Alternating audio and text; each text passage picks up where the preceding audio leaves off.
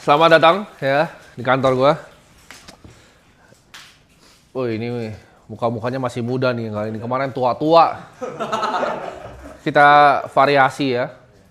Kali ini gua sendiri ya, ditinggalin gua. Ke Singapura. Ya. Karena gua malas. Gua malas. Jadi Bro Kakak lagi ada aktivitas di Singapura ya.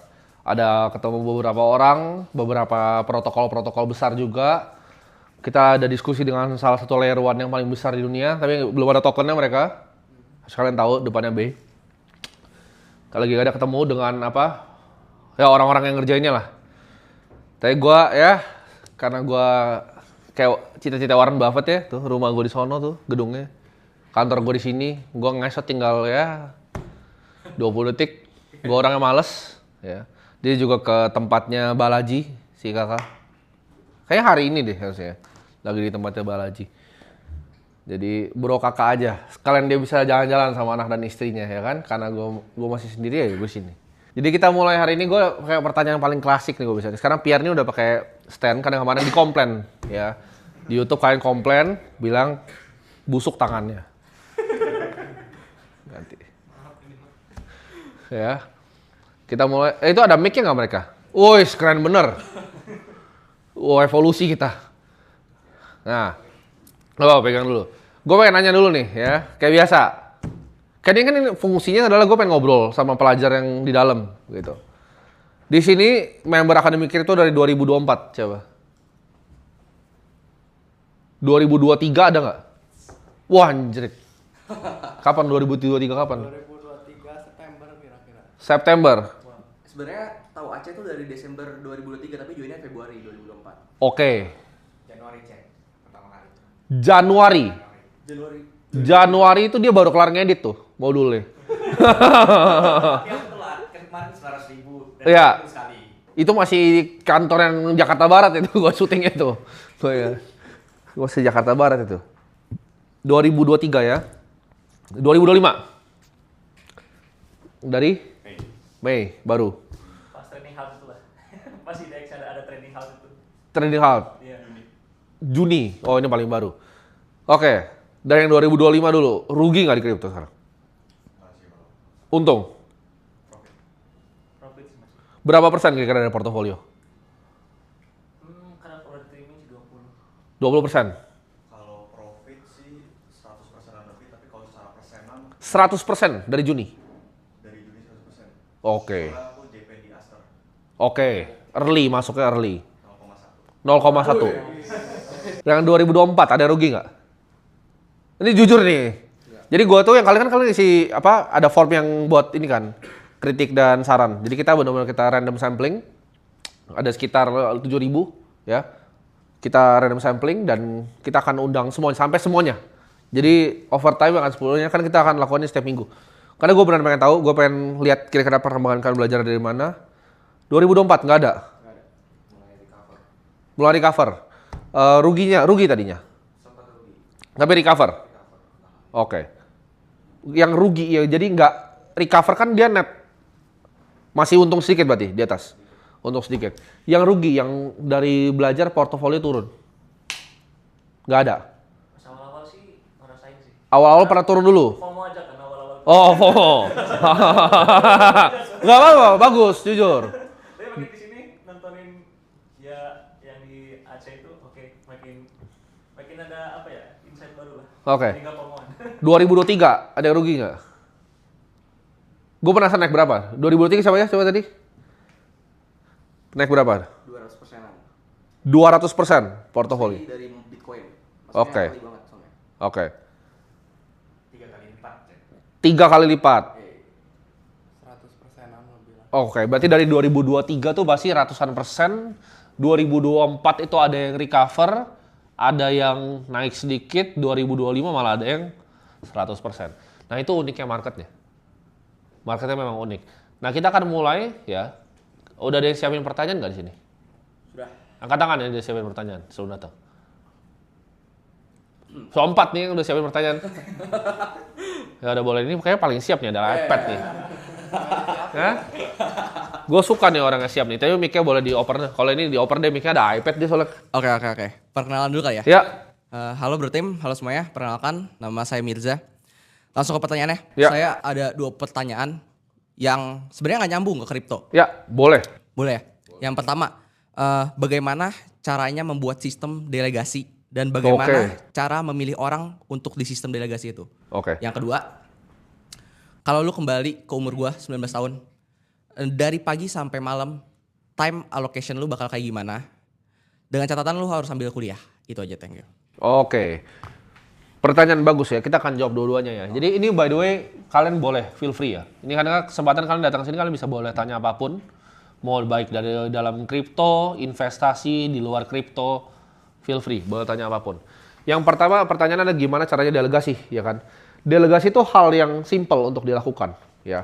Jawabannya adalah delegasi itu leverage, ya kan? Jadi gue selalu ngajarin orang itu ada ini konsep yang gue punya ya. Jadi kalian tahu nggak konsep leverage ya? Ini kalau kalian cuma tekan sedikit, ini kalian bisa gerakin sesuatu yang sangat besar. Archimedes pernah bilang, give me a lever long enough. Ini kalau panjang enough, dia bisa gerakin bumi. Itu. Ini konsep leverage. Jadi itu adalah konsep leverage. Jadi yang pertama itu adalah kita sebutnya bisa keringat manusia. Keringat manusia. Yang kedua itu adalah capital. Nah, yang paling baru ini kita sebutnya code. Gitu. Nah, keringat manusia ini yang tadi disebut dengan delegasi. Atau ini bisa disebutnya kita bilangnya human capital aja lah biar gampang ya. Human capital bahasa Inggris. Human capital, capital sama code. Ini adalah leverage. Kenapa? Dengan lu punya keringat manusia yang lain, lu bisa bebasin waktu lu. Karena kita manusia ke constraint sama apa? Waktu. Ya. Jadi kalau orang yang nggak mengerti leverage ini, dia akan running around, lari-lari, waktunya tuh habis. Ya. Sedangkan orang yang paham konsep 3 ini, ya 3 leverage utama ini leverage utama menurut gua. Ini yang paling kuat. Kenapa misalnya Gojek itu bisa punya banyak sekali orang nganter-nganter tanpa punya satu motor pun? Karena dia leverage di sini, gitu.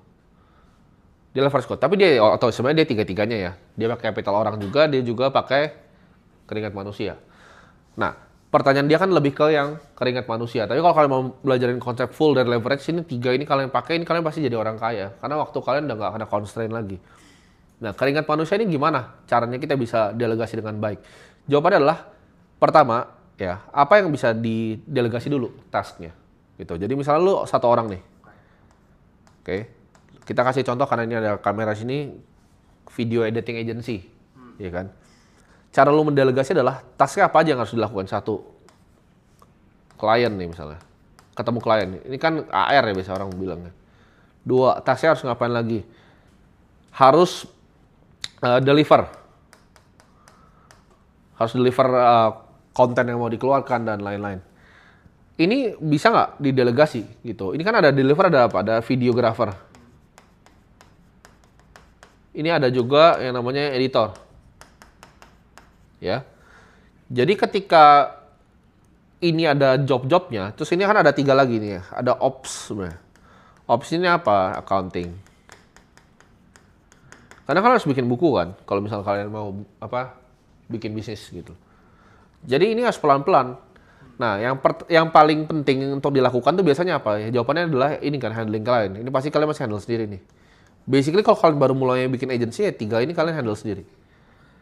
Nah, kira-kira nih dari semua ini yang paling gampang didelegasi yang mana sebenarnya? Kalau kalian bikin video agency, itu pasti udah yang kalian paling jago tuh antara di 2 ini biasanya ya kan? Ini yang kalian dibayar utamanya, gitu loh. Jadi yang pasti pertama didelegasi yang ini. Accounting dulu yang kalian delegasi, kalian cari orang gitu loh. Cari orang yang SMA bisa accounting, bisa bikin buku, dibayar misalnya 500.000 aja mau gitu. Nah ini udah level pertama. Kedua, videographer sama editor. Kalian lebih jagonya di mana? Kalian lebih dibayar untuk yang mana? Pertama editor kalian bisa ganti dulu gitu, dibantu asis editor misalnya. Kalian masih ngeliatin gitu loh. Ini ada asistennya, asisten videographer gitu. Mungkin klien akan kalian masih pegang sendiri semuanya. Cuman ketika kalian akhirnya ini kalian transisi, ini kalian jadi full time, waktu lu akan bisa untuk cuma nyari klien doang. Yang tadinya kliennya 1, itu bisa jadi 10. Karena waktu lu dalam seminggu lu pakai semuanya untuk cari klien. Nah, di sini pun kan kelihatan yang paling highest leverage itu yang mana? Highest leverage itu dari sini pasti. Karena nyari ini lu bisa unlock yang lain gitu. Nah, ini akan terpakai di semua perusahaan. Lu perlu human capital. Itu kenapa perusahaan-perusahaan bisa jadi besar gitu. Semua perusahaan tuh pasti akan delegasi keringat mereka. Karena orang tuh nggak mungkin bisa dibagi banyak gitu. Tapi lu kerjaan lu bisa kira-kira bikin seperti ini. Jadi ini adalah formulanya kalau lu mau bisa delegasi ya. Kita akan bahas lanjut di luar ini ya. Leverage yang kedua tuh capital. Capital itu sesuatu yang sangat unik di era sekarang ya. Kalau misalnya kalian perhatikan ya, ini adalah diagram yang mungkin orang banyak yang nggak paham ya. Kita pakai contoh misalnya di luar aja ya, atau kita pakai perusahaan luarnya biar enak deh, Grab misalnya. Grab ini dapat duit dari mana? Dari customer kan. Customer itu kan bayar Grab. Grab itu dapat duit dari mana? Dulu sebelum dia bikin aplikasi bisa bikin nggak? Dapat duit nggak dia? Dari investor pasti. Investornya apa biasanya? Kalau yang kayak startup itu apa biasanya namanya? Venture capital. Ya kan? Jadi customer itu kasih duit ke Grab, venture capital kasih Grab. Grab itu untuk bisa kasih jasanya dia kasih duit ke siapa biasanya? Mitranya, ke mitra. Kan? Dia ngasih duit paling banyak kemana untuk bisa mendapatkan customer? Ada yang tahu? Ke customer itu sendiri. Perusahaan. Perusahaan iklan paling besar di dunia apa? Ada yang tahu perusahaan iklan paling besar di dunia? Kamu pakai setiap hari loh. Ya, Meta betul. Grab itu bayar Meta kan? Meta bayar siapa?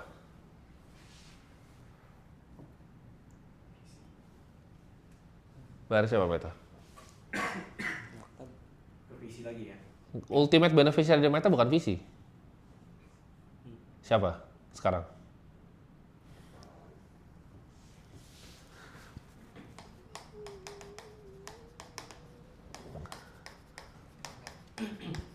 Ultimate shareholder. Ini yang pegang paling besar, Norges Bank, Endowment Fund, Harvard, Stanford. Mereka ketika punya funds of funds taruh ke VC. Ini kayak one big giant Ponzi sebenarnya. Ya. Ini kenapa yang di sini tuh jadi kayak dewa. Orang yang punya capital di era sekarang tuh akan jadi dewa. Nah, ketika lu punya capital, lu bisa bayar orang, lu bisa melakukan hal-hal yang lain. Ya. Ini adalah cheat code-nya ini nggak bakal ada yang pernah gambarin kayak gini di Indonesia.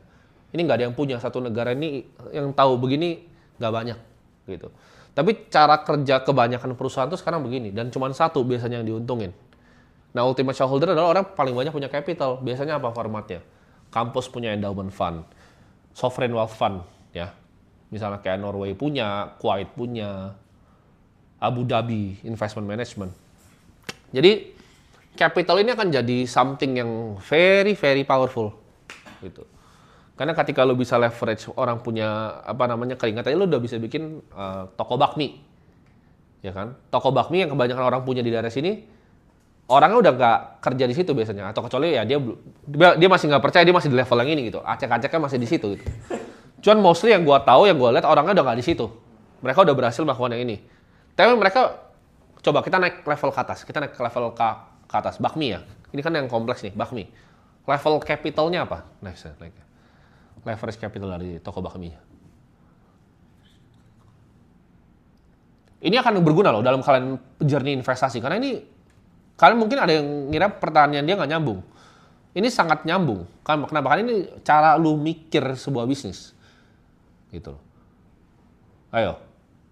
Naik capital apa? Ada yang bisa jawab? Buka cabang. Pinter.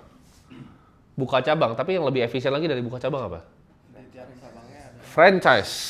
Jadi kalau toko bakmi itu kan pertama dia bikin toko pertama. 2, dia franchise. Dia pakai capital orang.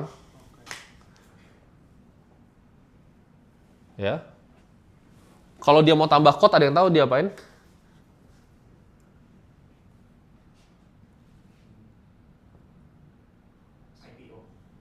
Ya, bukan. Code itu apa namanya? Lu bisa bikin sistem ya, pakai IT. Apa yang bisa lo lakukan? Ya, bisa bikin web, bisa bikin aplikasi. Itu satu. Cuman yang lebih gampang apa? Dia bisa bikin cloud kitchen untuk kirim. Untuk bisa kirimnya cepat. Jadi kalau orang order udah nggak di toko bakminya lagi, dibikin di satu cloud kitchen besar, dia distribusin. Ada nggak yang manfaatin 3 atau dia develop sistem di mana orang datang nih ditanyain sama di depannya nama nomor teleponnya, next time dia bikin CRM atau misalnya CRM. Yuk makan di sini, ada promo ini dan lain-lain. Pakai sistem dia ngejar customer.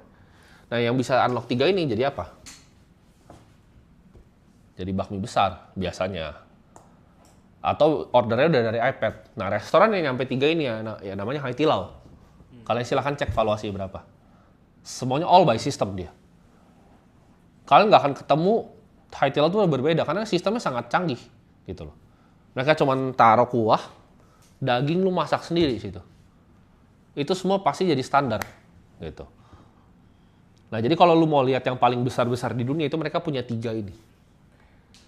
Lu bisa unlock ini, lu bisa bikin bisnis yang luar biasa besar. Gitu.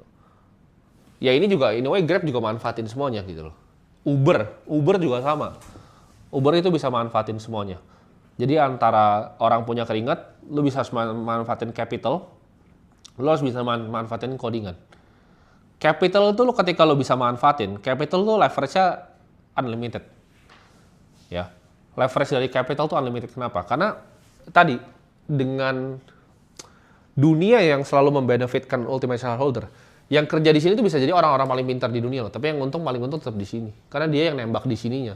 Ini yang masuk di seed series A. Ini yang nembak sini dan dibayar lagi dividennya dari yang paling besarnya sini. Atau capital gain. Jadi ini peta dari uang, kira-kira gitu. Dunia ini nggak adil. Gitu. Ketika contoh ya,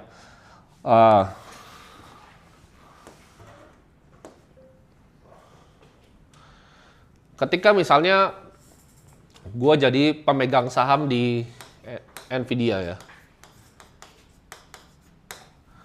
otomatis apa? Kalau gue jadi pemegang saham di sini, ini ada orang kan yang kerja ini, ada CEO, ada Jensen Huang, ini ada board membernya, ini ada employee yang dibayar pakai ESOP atau MSOP. Ini orang-orang terpintar di dunia yang kerja. Tapi orang yang pegang saham ini akan selalu yang menang. Shareholder tuh selalu menang. Kita tuh hidup di zaman shareholder economy. Ketika lu gua kasih 100 miliar rupiah, lu nggak akan mikir untuk bikin pabrik atau bisnis apapun. Lu akan biasa cenderung untuk mikir beli perusahaan kayak gini. Kenapa? Karena lu dapetin ini semua. Gitu. Jadi harus paham ya peta dari uangnya. Nah, mungkin jawab pertanyaan kedua dia. Pertanyaan kedua dia adalah gimana caranya gue akan bagi waktu. Nah, gue lihat dulu nih apa yang mau dikerjain gitu. Apa yang mau dibikin. Ketika gue udah tahu apa yang mau dibikin, gue harus fokus gitu. Fokus tuh nggak bisa banyak-banyak hal. Fokus tuh antara 1 atau 2 aja. Ketika lu udah fokus, lu harus bisa pikir gitu loh. Misalnya oke, gue ada waktu cuma segini. Cara manfaatinnya gimana? Cara make the most dari waktu gue gimana? Gimana caranya gue create leverage? Itu fungsi dari waktunya. Misalnya lu mau bikin toko bakmi, jangan mikir oke bikin cuma 1 toko bakmi. Pikirnya gimana caranya tadi sampai leverage yang paling atas. Semuanya sama gitu loh. Lu mau bikin toko laundry, lu mau bikin toko nasi goreng, semuanya sama. Makanya mau bisnis investasi itu pure skill gitu. Ini aja kalian banyak yang nggak paham kan peta uang yang tadi kan. Iya itu lu nggak akan ketemu satu negara ini di manapun nggak akan ada. Kan itu otak gua sendiri, itu isi original tuh. Karena gue juga dulu gue pikir-pikir kan, oke peta uang gimana? Meta tuh advertising revenue, Google advertising revenue, dapat dari mana? Paling banyak dari startup. Tapi startup ini dapat dari mana uangnya? Dari visi. Visi dapat dari mana? Kadang dari shareholder yang mereka pegang sendiri gitu loh barangnya. Jadi semuanya itu akan cuma lari ke satu tempat. Ini dunia yang pemain finansial tuh sangat diuntungkan. Jadi kayak misalnya contoh, gue adalah shareholder dari BCA gitu kan. Gue pegang 0,02 dari perusahaannya. Apakah gue lebih pintar daripada orang-orang yang kerja di sana? Belum tentu loh. Mereka lebih ngerti running BCA dibanding gue gak ngerti apa-apa. Tapi pendapatan gue per bulan jauh lebih besar dibanding manajer-manajer di sana.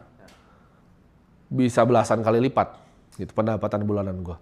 Kenapa? Karena gue adalah ultimate shareholder-nya. Pemegang saham tuh kan selalu diuntungkan. Gitu. Oke? Terjawab? Terjawab sekali. Oke. Pertanyaan selanjutnya. Jangan malu-malu. Malu bertanya itu sesat di jalan. Oh, udah siap-siap nih, udah ada yang bawa buku. Kalau kalian udah lebih enak karena kalian udah lihat 2 kali gitu kan. Yang pertama kali itu mereka masih kaget gitu. Perkenalkan, nama aku Michael Jack. Jadi ini di luar kripto juga pertanyaannya. Boleh. Aku kan ngikutin chat ini udah lama ya. Ya. Dari Ternak Uang sebenarnya. Ya. Waktu itu belum join. Nah, aku lihat chat ini main ke narasi tuh keren gitu kan. Ya. Dari awal 2023 sampai sekarang ini Aceh bisa sebesar ini lah gitu. Apakah sampai sekarang itu sudah dikonsepkan dari awal? Kan aku waktu itu pernah nengok chat juga buat di papan tulis tuh. Aku ada screenshot juga itu. Ya. Nah, apakah memang udah dikonsepkan? Dan terus aku ada sedikit pertanyaan gini juga. Kalau misalnya bukan akademi kripto, misalnya Pomet waktu itu dijual, apakah bisa sefenomenal ini juga gitu? Oke. Jawabannya kalau itu bisa jelas ya, bisa sama dengan pasti tidak ya. Kenapa? Karena industrinya yang dipilih gitu. Apakah jawabannya gue planning untuk sebesar ini? Ya gue ada planning. Kenapa? Gue ada tujuannya. Tujuan gue bikin media itu sebenarnya simple ya. Ini tadi barusan gue meeting sama orang gue, namanya Lael, dia COO di sini. Gue baru meeting, ini gue perlu push medianya lagi gitu. Kalau yang benar-benar kerja sama gue, orang-orang yang kerja sama gue tahu, yang gue kerja di sini itu sama sekali tidak ada monetary value-nya gitu. Yang paling dekat sama gue tuh tahu di sini ya Bro Kakak juga tahu gitu loh. Hampir yang gue kerja di sini tuh nggak ada monetary value. Tapi kenapa gue kerjakan? Jadi agenda akhirnya tuh apa? Gue udah pernah ngomong di sini. Ketika nanti semua orang itu tahu kripto itu dari gue, ketika mereka punya project mereka datang ke siapa? Datang ke gue. Gitu. Dengan gue bikin akademi kripto, gue bisa buka banyak sekali opportunity investasi yang tadinya datang ke gue. Gue kenal Yudo itu dia masih di toko kripto waktu itu. Tahun 2022 kalau nggak salah. Atau 2021 gue pertama kenal dia.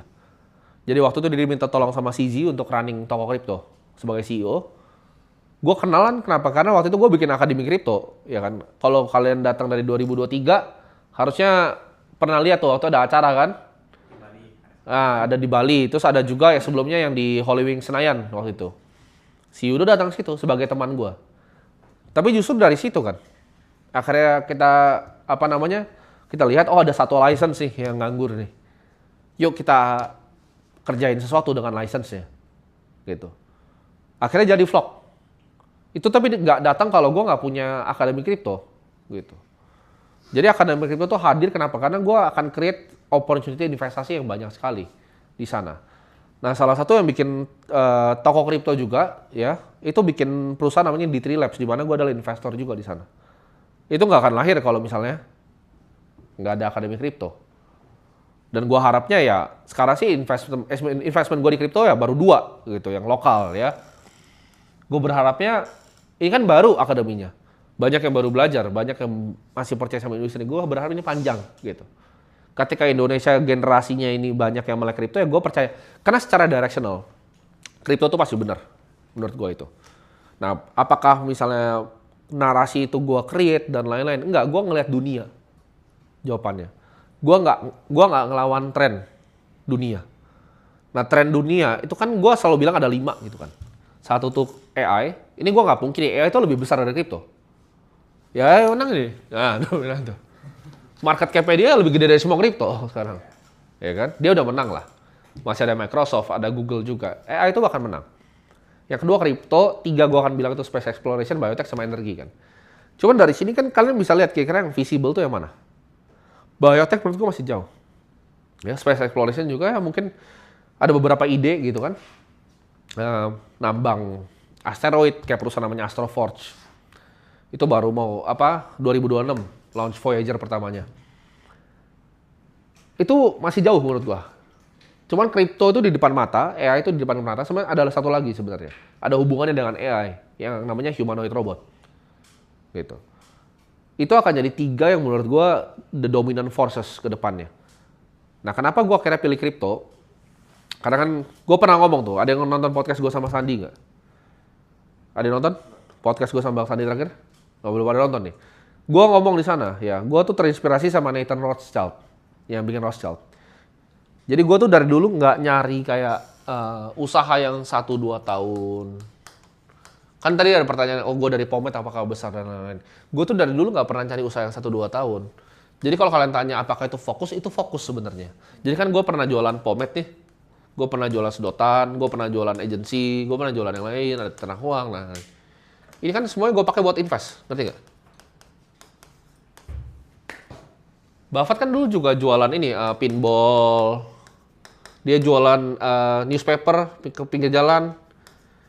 Kalian tahu nggak, Buffett jualan properti loh. Jualan properti farmland. Dia punya farmland dulu, dia jualan farmland. Ini semua ditaruh, terus dibeliin saham. Ya, atau investment lah. Gue tuh nggak beda jauh sama Warren Buffett. Jadi idola gue dia. Ketika gue ngelakuin semua ini, tujuan akhirnya cuma mau duit. Gue cuma mau duit. Gue nggak peduli mau main kemana, sedotan yang mana, gue nggak gitu peduli. Gitu. Tapi kalau akademi kripto, itu ada hubungannya sama ini, gue ngerti nggak? Karena gue mau melakukan tadi, gue mau melakukan edukasi, supaya kalau suatu saat yang nggak harus ada pelajar juga. Tapi mostly juga banyak kan pelajar gitu loh di dalam. Yang akhirnya gue kenalan. Karena anak-anak kaget banyak sekali gitu. Orang-orang yang kalian lihat di luar gitu kan. Itu pelajar di kita.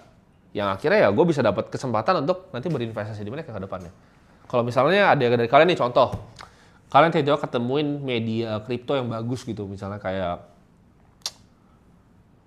Coindesk-nya Indonesia lah nanti jadi gitu kan, atau misalnya jadi kayak CNBC-nya kripto gitu kan. Kalian bakal ingat kripto dari siapa? Dari gue. Ketika gue bilang, oke, gue kasih lu valuasi yang masuk akal, gue minta 10% sahamnya, lu kasih nggak? Kasih kan? Itu ada hubungannya ya. Jadi AC itu ada hubungannya dengan apa yang gue mau lakukan dengan investasi ini.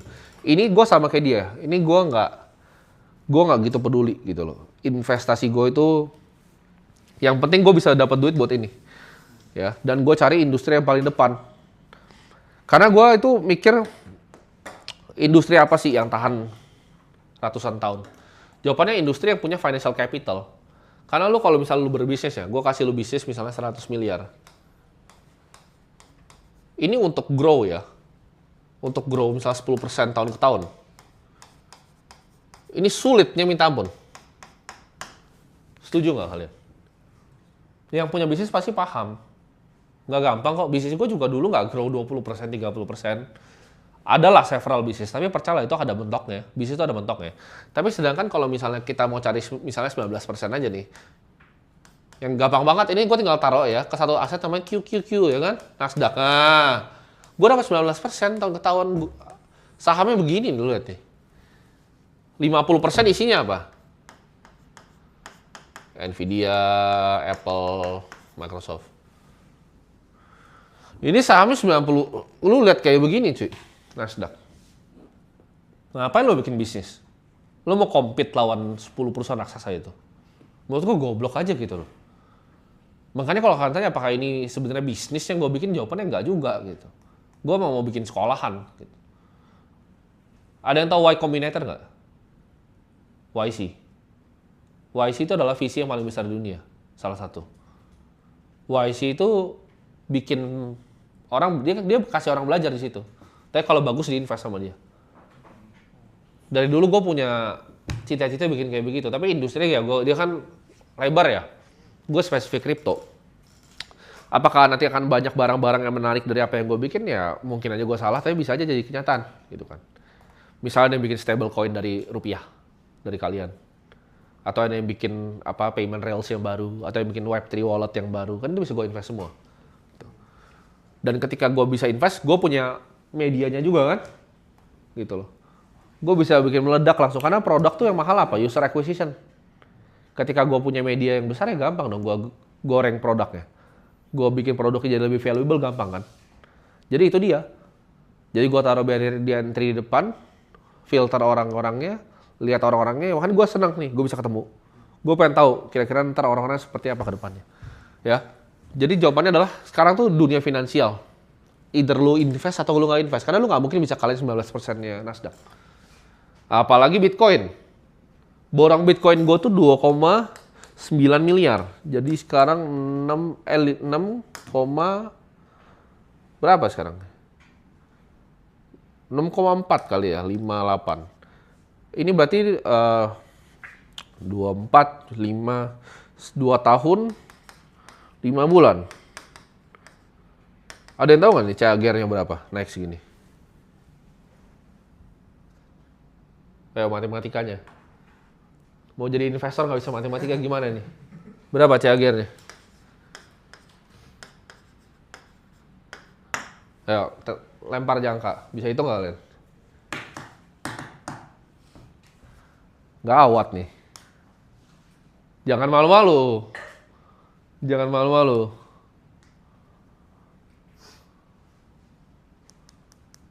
Sulit gitu CAGR. Berapa tahun ke tahun? 2 tahun 5 bulan. Ada 5 bulan ya, jangan terkecoh kalian. Ada 5 bulan ya. Udah gua jawab sendiri deh. 32,41%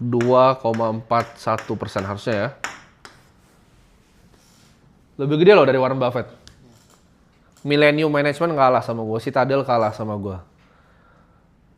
Jane Street kalah sama gue, DE Shaw kalah. Semua hedge fund di dunia kalah loh sama gue.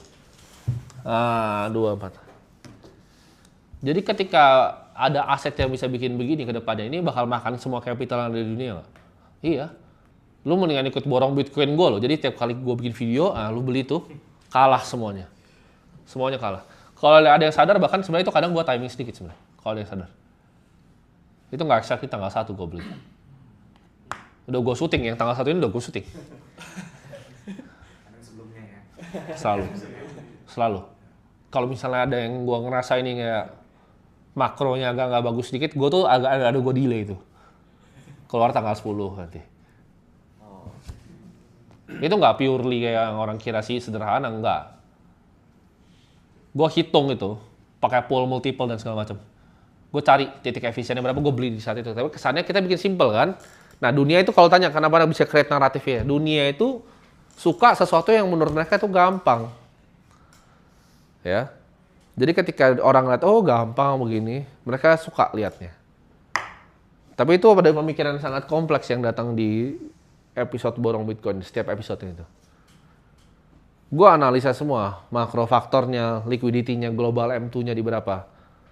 Gue lihat, ketika gue lihat misalnya global M2-nya naik nih, ada price discrepancy kayak gini, ini gue pasti masuk di Borong Bitcoin. Perhatiin deh. Gue selalu masuk di sini. Jadi M2 lagi di sini, BTC di sini, gue masuk. Ntar dia akan gini, dia akan ngejar. Kenapa? Karena korelasinya 91%. Kalau Nasdaq itu korelasinya ada yang tahu nggak berapa? Ke global M2. Ada yang tahu korelasi Nasdaq ke global M2? Hampir dekat, 97% jawabannya. Jadi korelasi Nasdaq sama global M2 money supply itu 97%. Jadi kenaikan Nasdaq tuh sebenarnya, ya ini gue nggak bisa ngomong di luar ya, karena menurut gue realnya segini, hurdle rate-nya. Gue selalu ngomong kan ya 8-11 kan. Ini semi ngibul lah sebenarnya. Kalau gue ngomong kayak gini, ntar publiknya bisa menggila kan. Karena kan uang 1 miliar, itu tahun depan tuh 800 juta sebenarnya.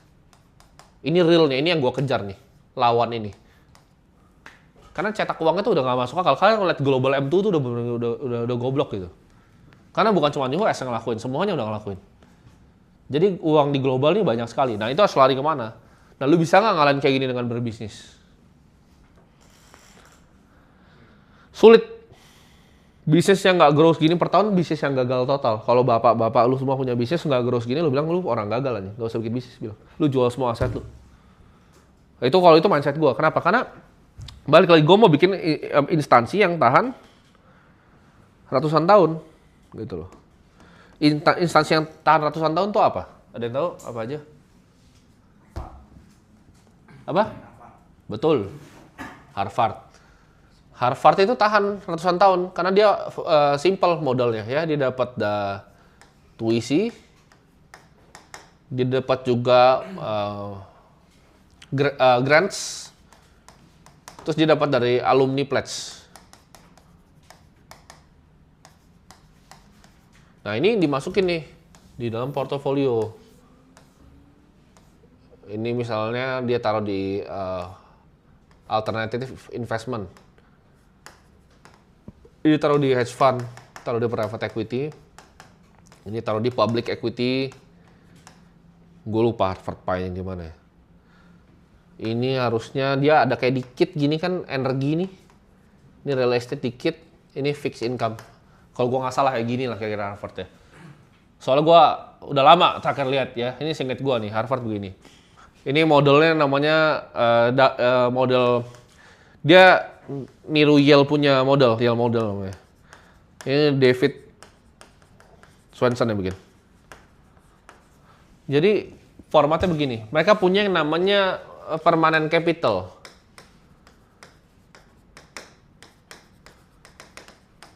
Ya. Permanent capital ini kunci, ini holy grail dari investasi, ya. Warren Buffett sama juga. Ini kan ini Harvard ya, kita Warren Buffett sekarang. Berkshire Hathaway. Ada yang tahu nggak portonya gimana? Ada yang kira ada 30% di Apple? Maksudnya di Apple sama Coca-Cola. Nah, itu apa namanya? Ajaran luar negeri yang kurang pintar itu. Karena itu semua diajarin begitu. Jadi dia nggak salah untuk ngomong itu karena diajarin gitu semua.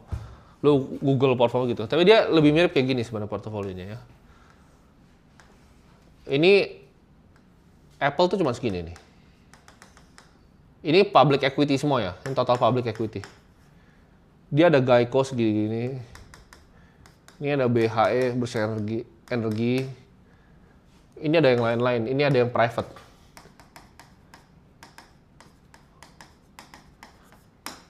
Jadi Buffett tuh kayak gini perusahaannya. Apple tuh cuman, sorry, segini kan saya. Salah, revisi. Segini. Kecil. Dia banyak kan di tempat yang lain, public equity mungkin segini. Ini potong gue salah nih. Ini US Treasury. Jadi Buffett itu very well diversified ya. Dan dia itu dapat uang dari Geico. Jadi Geico kan ada insurance float. Dia ada perusahaan yang dia acquire semua kayak misalnya Seas, Candies. Ini dapat apa? Perusahaan tuh generate apa? Cash.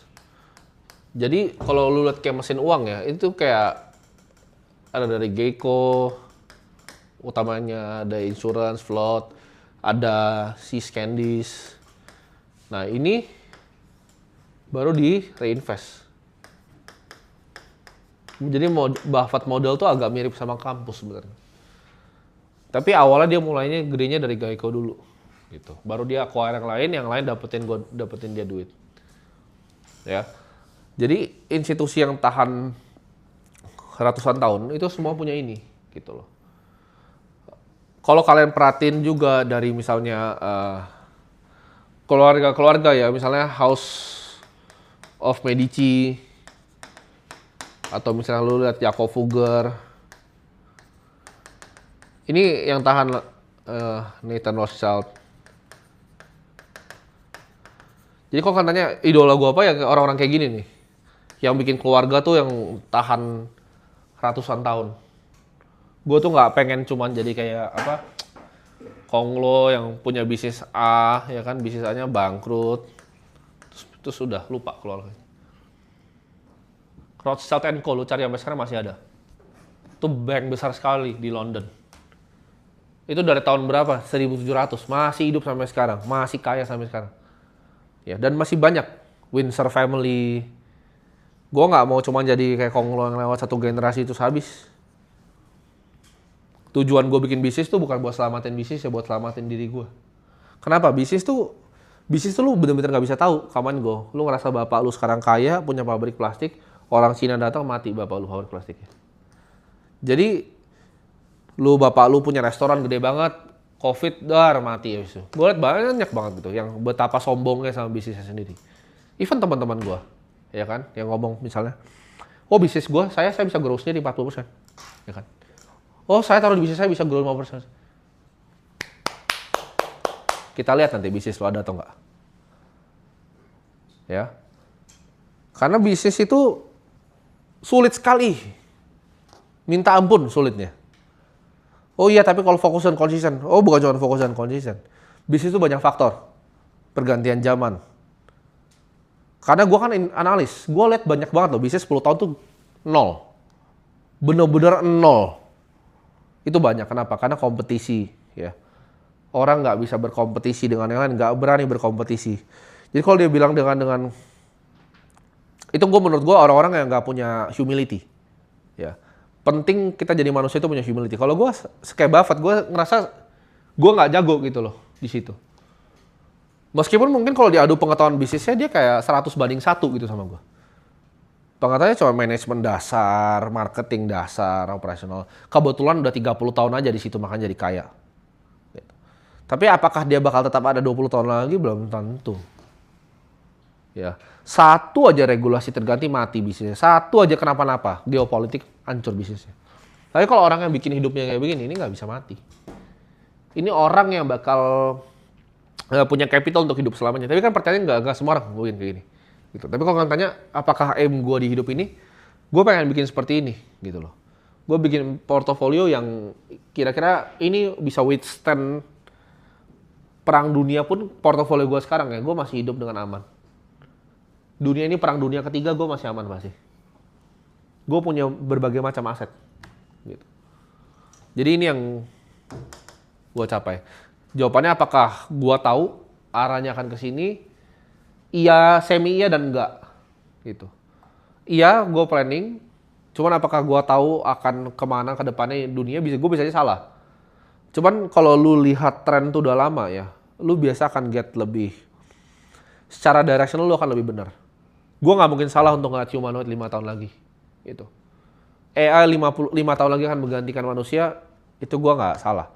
Karena codingannya sekarang udah banyak yang diganti. Gue udah bisa bikin gue punya mau sendiri dengan codingan.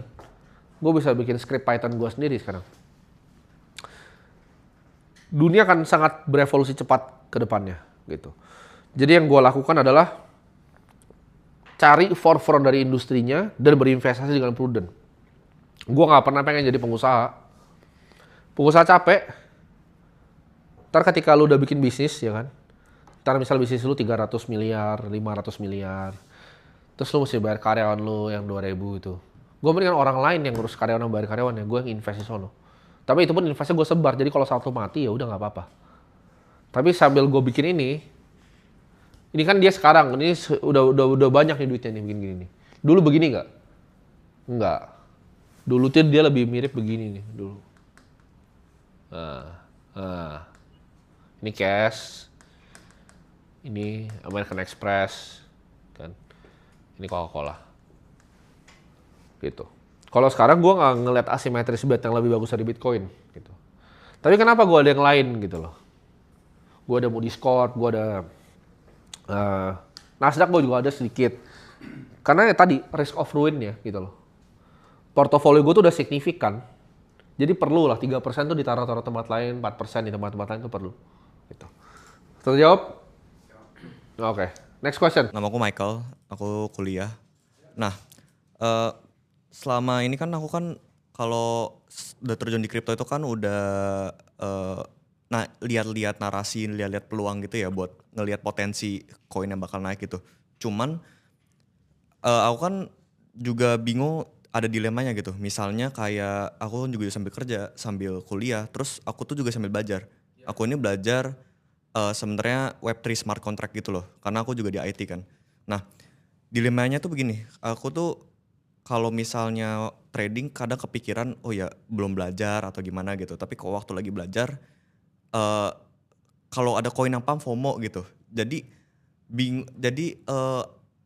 alokasi waktunya, manajemen waktunya itu jadi hancur gitu. Nah, itu gimana ya? Ada solusinya nggak buat manajemen waktu biar memaksimalkan keduanya bisa belajar dengan baik dan juga profit gitu di saat Ya. yang bersamaan? Ini pertanyaan gampang jawabannya. Kan lu fokusnya kan satu kan tadi kan. Lu mau jadi Web3 dev kan?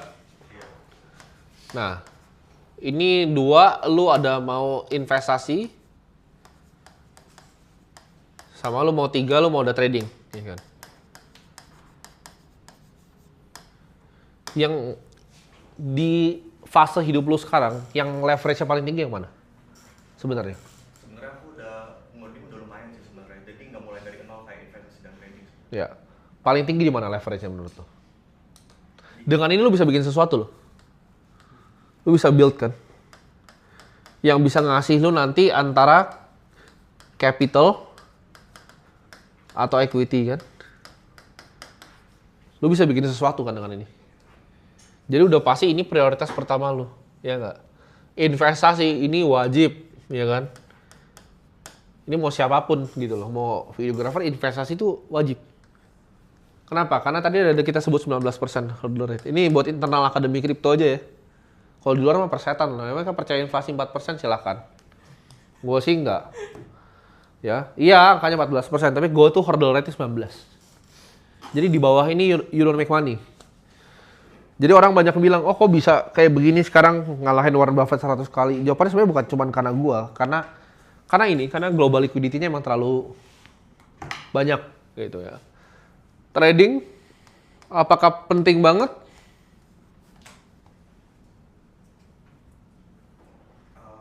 Nah jadi ini lo harus bisa bijak nih untuk bisa bedain gitu loh. Perlu kebijaksanaan untuk lo bisa tahu prioritas itu yang mana gitu. Tapi ini kesannya sederhana ya. Tapi skill ini akan lo pakai nanti ketika lo kerja. Ketika lo lagi bikin yang ini nanti skill ini lo pakai lagi nih, kebijaksanaan ini. Karena ini penting. Ya, buat teman-teman yang lain juga ini penting banget untuk tahu mana yang bagus untuk dikerjain, mana yang enggak. Kalau dia kan case-nya beda ya. Dia udah bisa punya basic coding. Jadi ini lo harus taruh mungkin fokusnya di sini. Ini lo fokus nih misalnya. Nah, tapi apakah ini salah juga? Jawabannya enggak gitu. Kenapa? Lo kan mau bikin Web3 development.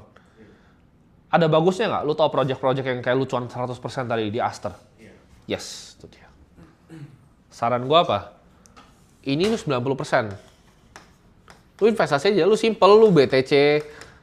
Ya lu kalau pecundang sedikit beli QQQ. Saya jangan ya. Pecundang nih.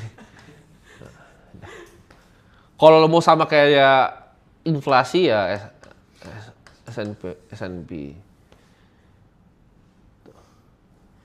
Kalau lo mau underperform kayak gue ya bisa BCA. Ya kan.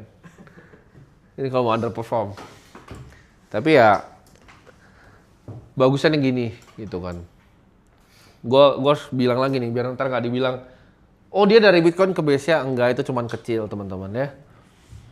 Ini trading itu tanda tanya, tapi jawabannya adalah perlu kalau untuk lu. Kenapa? Karena dengan itu lu bisa lihat kan DEX itu cara kerjanya gimana. Iya kan? Ada hubungannya sama lu punya. Ini boleh, ini 10%. Lu bermainlah di sini. Kenapa? Karena lu sambil belajar, lu pelajarin juga. Karena ini nggak jelek juga untuk seorang Web3 dev. Lu jadi belajar apa yang publik kira-kira suka kan. Marketnya ada apa sih yang lagi hot di marketplace? Apa yang lu kira-kira bisa bikin ke depannya? Jadi ini menurut gua semuanya intertwined. Ini agak beda sendiri ya. Ini kan kewajiban kehidupan namanya. Coba mau jadi orang miskin gitu kan.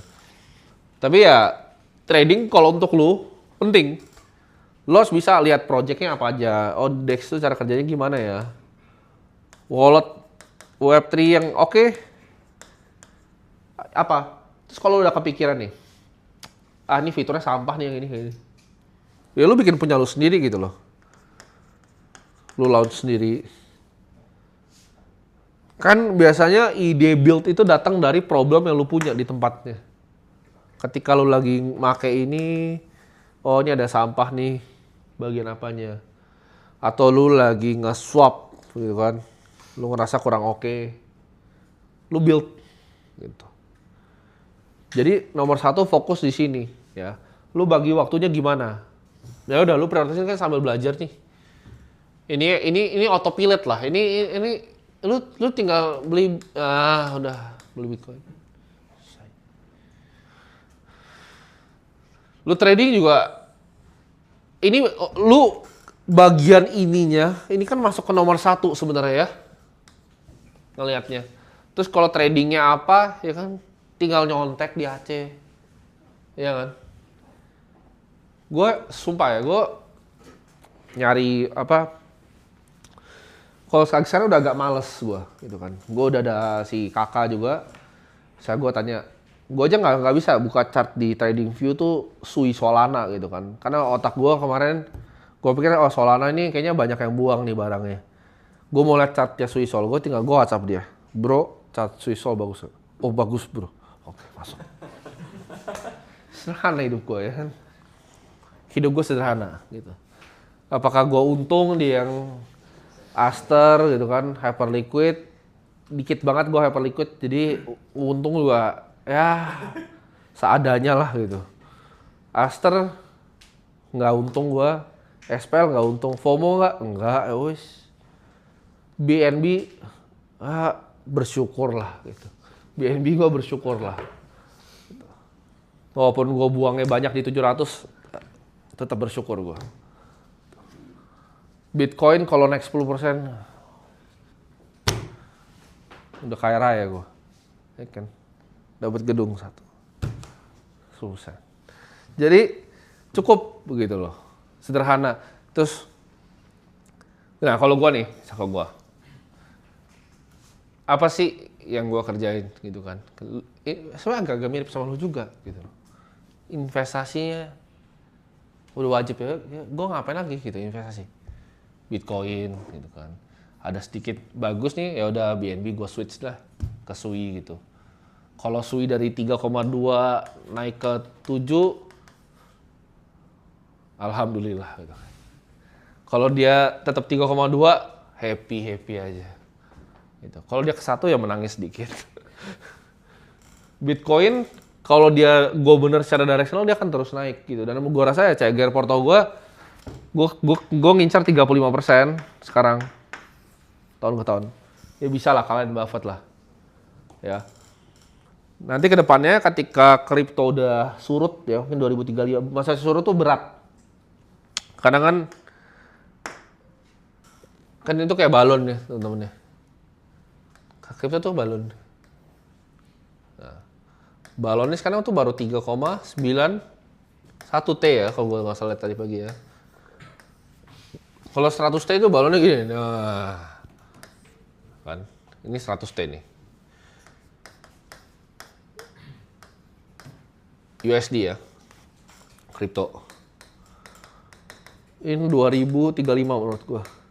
Jadi ketika di 2035 Bitcoin ini akan nyentuh, Bitcoin dan kripto akan nyentuh 100 T. Ya mungkin 50% tetap Bitcoin. ETH,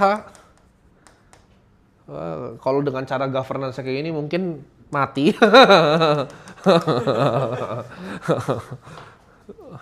Yang lain gue nggak tahu lah.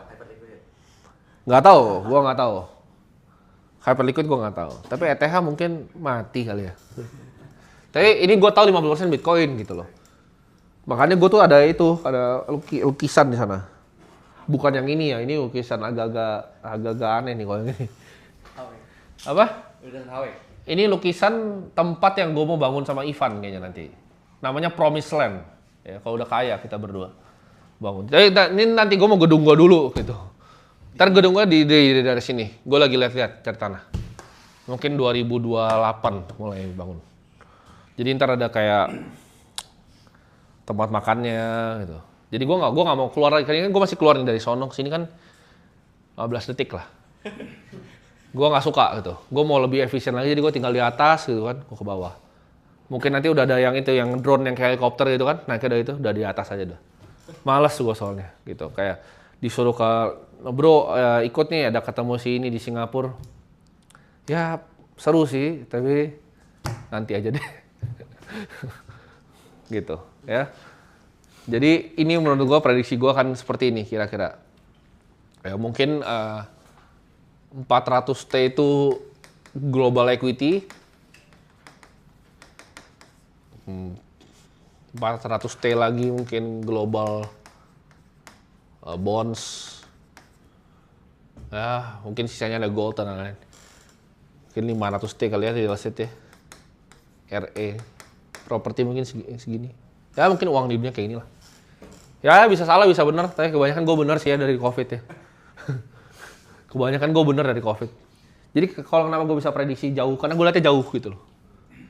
Nah sekarang ini di sini nih, ini ada kayak ini kebagi. Nah gini nih, ini ada BTC, ini ada ETH, ini ada Sol, ini sampah-sampah yang lain. Lu mau beli nggak buat jadi gelembung sini? Lu bakal bikin nggak kayak misalnya Y Combinator-nya ini? Mau lah bikin, makanya gue bikin Aceh kan. Ini masih sini, ini semua orang tahu kripto Indonesia gara-gara gue. Gitu. Ya. Nah, jadi gue percaya bahwa kripto itu kedepannya akan ya oke lah gitu. Mungkin yang adopsi pertama bukan gue ya kan Pak Oscar, cuman kebanyakan anak muda taunya gue ya mungkin ya. Usernya mungkin nambah berapa juta itu. Ya. Karena gue bikin vlog aja 4 bulan tuh 1.100.000 registered user. Rekor dunia harusnya ya. Satu dunia ini rekor. Growth user paling cepet gitu. Cuman ya exchange apakah bikin duit signifikan ya nggak juga gitu jawabannya. Ya. Jadi kalau kalian pikir oh bikin exchange di Indo itu kaya, gue bisa kasih tahu dengan jelas enggak gitu. Karena gue punya, gue tahu bukunya. Ya oke lah gitu. Cuman bukan nggak signifikan gitu. Kayak itu gerak 0,1 di porto gue tuh nggak gitu. Tapi ya gue suka itu buat apa namanya onboarding user. Makin banyak masuk sini makin cepat kita balonnya naik. Ya. Apakah ini akan meletus karena quantum komputer urusan nanti. Yang penting 100T dulu. 100T dulu gitu. Tapi by the time ini 100T ya mungkin gua ini kan CAGR-nya bakal turun ya. Sekarang tuh ekspektasi gue tuh mungkin di 30-an % loh. Ini base case gue, nanti dia akan gue hitung sama si kakak turun ke mungkin 13 kali ya. Nah di sini ya mungkin gue ntar beli QQQ. Kalau masih ada ya, mungkin itu nanti isinya udah aneh-aneh tuh. Itu isi udah kayak apa, nambang asteroid lah, manusia 100 tahun hidupnya longevity, udah aneh-aneh nanti. Jadi kita tuh hidup di era yang seru. Ini bakal advance Metcalfe's Law. Ya kan, jumlah network itu akan eksponensial. Dia bisa ngomong kayak gini kan. Jadi kalau kita ada di sini, gue bisa ngomong ke lu bisa ngomong ke dia bisa ngomong ke gue, lu bisa ngomong ke dia, lu bisa ngomong ke dia. Dengan begini aja udah banyak banget gitu loh. Kalau lu gambarin kita tuh kayak 10 titik gini, ini udah root gitu loh. Apa namanya? Diagramnya. Ini namanya Metcalfe's Law. Jadi makin banyak usernya, makin besar networknya. Jadi kalau misalnya lu lihat Meta kenapa mahal? Karena yang bikin konten siapa? Ya orang gobloknya adalah gua gitu kan. Yang like lu. Yang nonton lu. Ya. Gua yang bikin konten, lu yang like, lu yang nonton, dia Grab yang bayar gitu kan. Bayar ke dia, Meta, duitnya buat dia, kita yang kerja. Itu Metcalfe's Law namanya. Jadi value sebuah network itu makin mahal, makin banyak yang bikin. Makanya bikin social network susah sekali. Karena kalau lu bikin kayak Twitter yang baru, tidak akan ada yang pakai. Karena dia akan bingung antara siapa yang posting dan siapa yang konsumsi kontennya. Oke, terjawab? Next question. Kenalin aku William. Jadi gue anak marketing di salah satu perusahaan Web3. Ya. Dan gue pengen nanya aja sih, tadi Bro Tim nyinggung tren kan, ngikutin Ya. tren. Gue pengen tanya sih, gimana caranya untuk suatu perusahaan mungkin ya, suatu perusahaan atau suatu entitas gitu, untuk attract attention dari tren itu. Karena kalau yang pinter pasti kan ngikutin tren yang gak mungkin dilawan gitu kan. Ya. Gimana caranya dari beratus-ratus berapa ribu entitas yang ngikutin tren tersebut, gimana caranya untuk attract attention dan stand out dibanding yang lain? Oke. Marketingnya berarti lu kerja di salah satu perusahaan Web3 Ya, untuk marketingin itu tersebut. marketing dia, iya. Dan gimana caranya stand out, Stand out. gitu. Stand out itu hal yang sederhana ya. Kalau ini berarti produk apa? Produknya apa? CRM. Oke. CRM. Nah, gimana caranya CRM untuk apa? Tepat. CRM untuk project-project blockchain dia. Karena Oke. dia integrated sama blockchain. Oke. Bedanya sama CRM yang di luar Web3 apa? Jadi kalau Web2 biasa kan dia pakai data-datanya kan kayak biasa email, nomor Ya. telepon gitu-gitu. Kalau CRM yang ini dia udah integrated sama blockchain. Jadi kalau misalnya ada mau customer atau apa dia connect walletnya, itu udah keregister dan kita bisa nge-track walletnya tersebut udah interaksi dengan di app apa dan ekosistem apa, dan bisa ngeliat isi walletnya juga. Jadi untuk targeting apa bisa langsung dilihat cepat. Oke. Itu yang pertama harus lakukan. Karena itu kan pertanyaan pertama yang muncul di otak semua orang, gitu. Apa perbedaannya CRM lu sama CRM di Web3, gitu. Itu mungkin jadi value proposition yang pertama. Tapi gimana caranya lu bisa grow itu, gitu. Cara lu adalah lu demonstrasi kegunaan produknya. Karena the best marketing itu adalah apa? Ada yang tahu nggak? The best marketing itu adalah gue tuh banyak yang kira gue marketer loh. Gue tuh orang yang kayak semi anti marketing sebenarnya. Gue nggak percaya dengan buzzword marketing loh. Kalian ada yang perhatiin nggak sih apa yang gue bikin semua itu tuh bener-bener kagak diedit? Ada yang sadar nggak? Dari dulu. Ada yang pernah lihat nggak? Gue punya konten ini konten solo gue. Kalian tuh kira ada yang edit kan? Enggak, itu orang-orang lain yang edit gitu loh. Maksudnya kayak ini bener-bener mereka nggak ada kayak wah apa itu. Gua tuh anti marketing orangnya sebenarnya. Apakah gua peduli dengan delivery-nya bagaimana? Enggak terlalu. Karena gua percaya the best marketing is produk. Produk yang bagus itu akan menjual sendiri.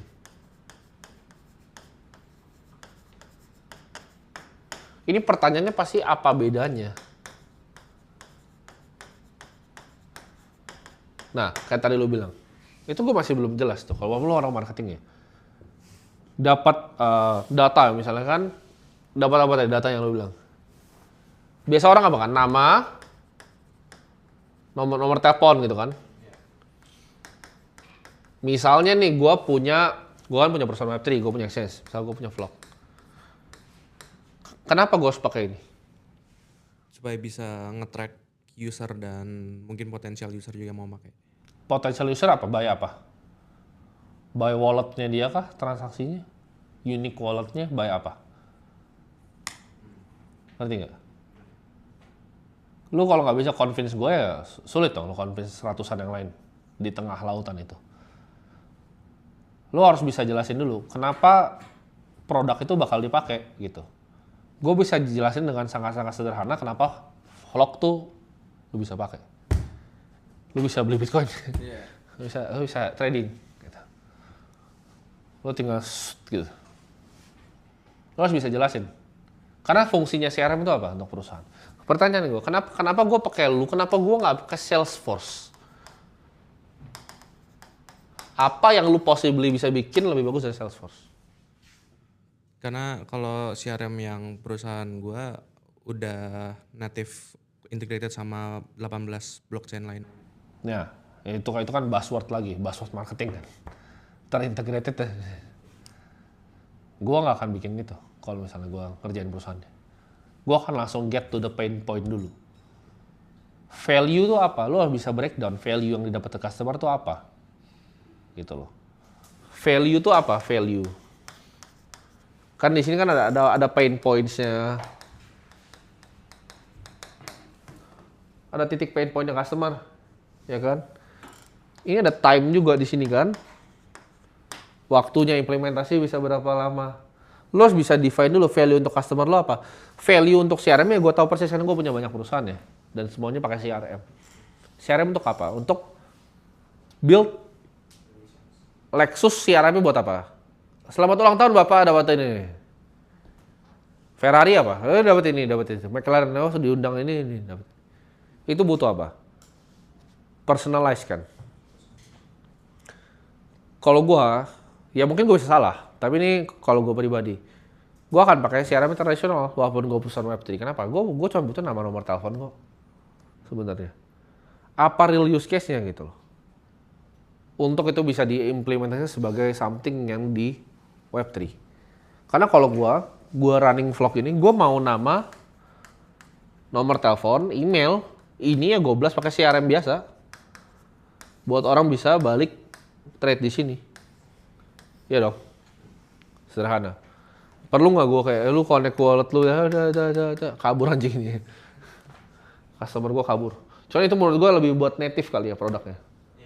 Lebih ke native Web3. Nah tadi, pertanyaan yang banyak akan muncul para orang pasti sama kayak gini. Jadi lu mesti kayak, kadang kalau lu mikir untuk marketing, lu harus bisa challenge diri lu kayak tadi. Ngerti nggak? Kayak yang gue tanya ke lu. Bedanya apa? Ya, itu yang di drill down gitu loh. Apa sih perbedaannya? Unique selling point-nya apa? Apa yang bisa berbeda dibanding orang lain? Karena Tesla itu budget marketingnya 0. Tesla itu budget marketingnya 0. Gue running perusahaan so far selalu gue nggak suka dengan yang namanya budget marketing. Ya, kalau media visit dia mau datang, lu interview gue datang ke kantor, lu nggak mau persetan. Gue nggak mau bayar media, gue nggak mau pakai orang gitu. Semua yang gue bikin mereka harus datang ke gue gitu. Nah, produk itu akan produk yang terbaik itu akan menang gitu. Oracle perlu marketing nggak? Nggak perlu. Salesforce perlu marketing nggak? Nggak perlu. Karena semua orang udah tahu cara pakai toolsnya dan CRM itu kan simple. Customer relationship, ya kan? Customer relationship-nya apa yang lu bisa adding value dengan blockchain ya mungkin itu lu dan perusahaan lu yang tahu. Tapi mesti di drill down gitu, jangan sampai nggak jelas. Jangan sampai teman-teman di sini juga bingung gitu. Fungsinya apa? Karena gue pun kalau di offer yang sama ya walaupun gue punya perusahaan yang running di Web3 gue nggak akan pakai. Karena untuk gue masukin sebuah CRM itu butuh apa aja untuk gue? Gue harus sacrifice duit gue, ya kan? 2, waktu gue. 3, bisa ngerusak kalau salah. 4, ya gue pakai Salesforce aja. Atau yang lain. Atau CRM yang lain. Karena CRM kan begini, kayak toko bakmi tadi kan. CRM tuh. Jadi dicari, di drill down produknya, ditanya pain point-nya. Lu perlu time, lu perlu, nah effort juga nih. Ya kan? Contoh, saya mau hidup 100 tahun. Pain point-nya, ya kan? Hidup 100 tahun. Waktunya, ini ada tombol gitu, tombol ajaib, pencet 100 tahun. Effortnya nggak ada dong pencet tombol kan. Jadi lu bisa dapat 100 tahun kehidupan dengan pencet tombol. Harganya berapa? Ayo. Infinity, ya nggak? Karena pain point-nya kena, work time and effort. Gini deh, pain plus time and effort. Atau kali juga boleh sih. Ini value buat gue. Nah, lu bisa solve ini. Selesai. Pain point-nya orang pakai vlog apa? Mau akses. Ya kan? Murah misalnya, bisa mulai 1.000 perak. Time-nya apa? Ya lu KYC lah bla bla bla, effortnya pencet tombol gitu. Maka ada value-nya di sini. Gitu. Lu kalau mau bikin apapun ya make sure ada value-nya. Gitu. Misalnya Aceh pain point-nya mau belajar kripto, ya kan? Waktunya ya jumlah jam per modul tambah effortnya apa? Effort dari apa namanya lu masuk akademi nonton gitu loh, lu pelajarin beneran. Nah kalau ketika ini dapat semuanya baru bisa dibilang value. Tapi kalau misalnya ada yang kayak ini ada tombol lagi nih, lu pencet lu jadi dewa kripto, harganya berapa Aceh? Mungkin ya 10M gitu kan? Tapi mungkin lu mau beli gitu loh, download gitu, tat gitu. Ya kita sebagai perusahaan kecil ini mencoba untuk mengecilkan, bisa nggak ya? Gimana caranya? Waktunya sama ini dikecilin gitu loh, biar lu bisa belajar kripto gitu. Tapi kalau bisa, gitu, jadi Vitalik kan, harga mungkin nggak tahu 1T kali ya, value. Nah ini Austrian Economics 101. Value itu semua subjektif. Lu butuh time, butuh effort. Oke, pertanyaan terakhir. Lanjutin boleh. Nah, nanti dulu nambah. Gantian lu. Bro Tim, perkenalkan nama gua Zora, umur masih 18 tahun. Ya. Lately ini kan udah berhasil recover Porto lah dikit-dikit dari tahun 2024 yang loss, recover karena Prof call XPL, profit, hype juga profit. Nah, dengan pertanyaan gue cuma satu, dengan kondisi yang baru recover ini kan berdasarkan market cycle bisa jadi tahun depan bear atau ya gitulah pokoknya. Aku nih harus lebih agresif atau udah mulai harus trimming down? Karena kan profitnya hitungannya belum semaksimal itu. Gue tuh bukan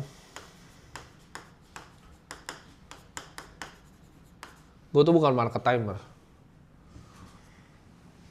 yang terlalu ngelihat makronya besar gimana gitu. Gue simple, gue cuma lihat yang namanya, karena Bitcoin itu semua aset ya, itu kadang dia bisa begini, kalian seminggunya dia tuh naik tuh begini ya. Lo kalau kehilangan cuman mungkin 10 hari terbaik, lu hilang semua CAGR-nya. Lu yakin nggak bisa begini? Borong Bitcoin itu gue titik belinya loh, bukan gue beli dan jual. Itu dua variabel yang berbeda. Jadi ketika gue tahu ini, gue akan miss 10 hari terbaik. Asetnya kan gini kan nih, 2021 kan kayak gini. Gini kan sekarang kan? Ya, kira-kira ya. Kan skenario-nya kita antara dia mau begini, ya kan? Atau dia mau begini. Tapi kalau dia begini pun dia akan begini lagi gitu loh. Jadi ketika misalnya ini drop 60%, ya gue akan beli gitu. Tapi portofolio gue sederhana. Lu bisa bikin 70 BTC, 30 cash. Ketika ini masuk, tambah. Jangan dibikin ribet gitu. Buffett juga nggak tahu kapan itu crash. Tapi kalau lu shaken out di sini, habis gitu loh. Gue itu selalu memang punya cash gitu. Tapi kan karena posisi gue sekarang, kalau gue duitnya masih kecil, gue tembak semua. Karena lu nggak tahu turunnya kapan, naiknya kapan. Ya kalau naik ini alhamdulillah gitu kan ketemu sini. Cuman goalnya tuh tetap sama. Tadi lu lihat balon tadi lah. Nah, oke. Ini balon lebih kecil harusnya nih. Balon sedikit. Ini kayak sperma bukan balon ya. Ini 3,9, ini 100. Penting nggak ini in the grander scale of the balloon? Enggak lah. Orang banyak punya strategi beda-beda, tapi gue percaya yang compound segua di umur gue nggak ada di dunia ini. Ya. Orang bilang, oh ada mungkin di luar negeri. Iya, itu kayak dia punya fake share di private company. Artinya apa? Kalau dia exit ini nol value-nya. Gua non-believer bullshit kayak gini. Ya kan? Yang katanya orang-orang AI fake share in a fake company. Dilikuidasi juga perusahaan nggak ada value-nya. Gua cash, gua bisa beli gedung besok situ. Gak banyak yang punya liquid. Kecuali dia listed company yang dia bisa loan share. Kayak Oracle, sahamnya naik ya kan. Dia beli properti, dia loanin semua. Larry Ellison, top G ini dia. Tapi kalau yang kayak fake share gini, kurang lah menurut gua. Lebih efisien gua buat begini. Gua non-believer. Karena kalau ada yang bisa, lu short dong pakai semua duit lu sini. Nggak ada yang percaya kan. Bisa begitu dewa, ya kan. Oh bisa naik, gue bisa naik segini. Berapa persen dari portofolio lu? Gitu. Kalau di size gue masuk kayak 1%, terus JP kali 3%. Ini nggak move the needle gitu. Gue nggak bisa masuk juga, belum tentu bisa keluar juga. Karena posisi gue tuh harus bisa masuk, bisa keluar. Jadi gue nggak akan terlalu pusingin gue kan begini. Ya mungkin pertanyaan terakhir, mau coba tanya. Mau disambung gitu. Cek yang perihal yang produk tadi gitu kan. Tadi kan produknya harus bagus gitu. Ya. Kayak Aceh kan bagus. Tapi kalau secara kita ngedelivernya itu kayak model yang dulu kan Cek ngomong masih biasa-biasa aja gitu. Apa? Kan ngomongnya biasa-biasa aja dulu gitu ya. Ya. Belum ada yang nunjukin hypercar atau apa. Apakah produknya bakal tetap bisa ini? Sama aja. Kan ini gua patenkan kali ya rumusnya ya. Hah? Tadi dicontek sama penjual seminar lagi. Bahaya nih. Ya kan? Value sama dengan pain ditambah time kali effort. Supercar masuk di sini nggak? Ada masuknya nggak di sini? Misalnya nih, gue bikin website kan. Oh ada kan yang begini, misalnya dia ngajar trading. Dia bikin website, dia ngajar trading gitu kan. Pas masuk, modulnya bodong. Ngajarin orang futures, rungkat. Naik, McLaren, murah. Dia jadi hasil dari sini misalnya dia dapat 5,2 M lah dari sini ya. Badut ini ada badut nih, badut. Gimana sih cara berdoa badut? Ini babi lagi. Ada badut dapat 5,2 M. Bilangnya jago ngajar trading, ya kan? Jual modul bodong. Futuresnya rungkat, ya kan? Dia punya bola sihir yang di Lord of the Ring itu. Bisa long short, ya kan? Akhirnya rungkat. McLaren murah, paling murah dia beli, dia habisin semua sini, ya kan? Set. Nah, ketika orang pain-nya adalah dia ini kan mau cepet kaya nih. Dia mau jadi cepet kaya, ya kan? Time and effort-nya ketika dia masuk, dia kira time and effort-nya cepet karena tinggal ngikutin sinyal futures rungkatnya kan. Ini kan tapi jadi 0 kan. Ini jadi 0 kan di sini kan. Pain-nya tambah marah nih customer. Sedih. Ya kan? Value-nya jadi apa? Jadi penting nggak ini McLaren murah ini? Nggak penting. Gitu. Yang diakibatkan dari sini apa? Dia bikin yang namanya perceived value. Ketika dibikin perceived value dengan McLaren murahnya, akhirnya jadi ini. Nah ini kok semua jadi gini. Nah, ya kan? Ketika banyak yang begini gimana? Rungkat, ya kan? Apa yang terjadi? Ini badutnya, akhirnya dia mau refund. Ketika ini refund, dijual gitu kan. Dah, that's it for today. Jadi nggak bisa, lu nggak bisa fake value gitu loh. Lu nggak bisa bikin value bodong. Ketika lu bikin value bodong, dan dijual. Kan. Ini kalau misalnya dia teriak rungkat. Tapi kalau yang teriak regulator, karena ternyata dia mendapat keuntungan dari kerugian dengan exchanger ilegal, ini kena Satgas waspada investasi ke sini. Ya. Kalau ini nggak cuma ini yang hilang nih. Ya, badutnya juga hilang. Gitu. Nah, ini pelajaran nih buat badut-badut nih. Ya, kenanya regulator. Regulator ke law enforcement. Oke? Semoga bermanfaat hari ini. Oke, mantap. Thank you semuanya.